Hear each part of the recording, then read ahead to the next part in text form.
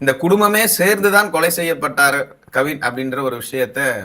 காவல்துறையினர் குடுத்திருக்காங்க. நீங்க என்ன நடந்ததுன்னு சொல்லுங்களேன் கோர்ட்ல. சம்பவம் நடந்தது வந்து 27/7/2025 மாலை 2 மணிக்கு நடந்தது.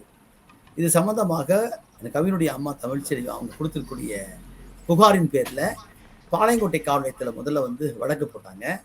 இந்த வழக்குல வந்து முறையான வந்து விசாரணை இல்ல. அது மட்டுமல்ல, அவங்க பெற்றோர வந்து கைது பண்ணலங்கிற காரணத்தினாக மக்கள் எல்லாம் போராட்டம் காட்டி, சுர்ஜித்த மட்டும் தான் முதல்ல கைது பண்ணாங்க. அதற்கு பின்னால இது சிபிசிஐடிக்கு மாற்றப்பட்டு, சுர்ஜித்தோட சேர்ந்து அவங்க அப்பாவ கைது பண்ணாங்க.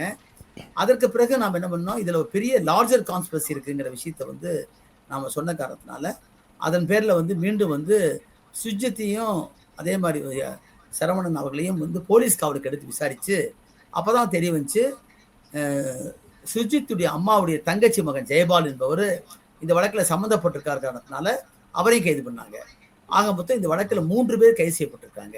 ஒன்று சுபாஷினுடைய சகோதரரா இருக்கக்கூடிய சுர்ஜித்து, அவங்க அப்பா சரவணன், இந்த சுர்ஜித்துடைய சித்தி மகனா இருக்கக்கூடிய ஜெயபால். இந்த 3 பேரும் கைது செய்யப்பட்டிருக்காங்க.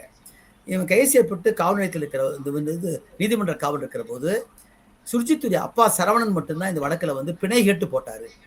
தான் வந்து ஒரு 47 நாளைக்கு மேல 42 நாளைக்கு மேல நான் உள்ள இருக்கிறேன். இந்த வழக்கே வந்து சரியான வழக்கு இல்ல. எந்த தப்பும் பண்ணலன்னு சொல்லி பிணை கேட்டு போட்டாரு.